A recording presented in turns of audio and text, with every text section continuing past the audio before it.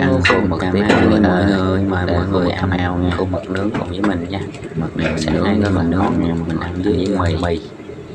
Thì khô mực này là khô mực cấp nào, còn mình nướng có cồn hoặc là mình nướng than thì sẽ ngon hơn bếp ga nha. Mình nướng trên bếp ga mình không có những thứ đó nên mình nướng bếp ga nha, nhưng mà ăn tại vì nhà mình không có mấy thứ đó. Rồi mình ở nhà ăn cùng mình nha, mọi người ăn cùng mình nhớ đăng ký xem video mình có hay ủng hộ mình nha mọi người, subscribe nha mọi người, chia sẻ một nút like và một nút đăng ký nha mọi người. Cảm ơn mọi người nhiều nha. Rồi bây giờ mời mọi người ăn cùng em nha.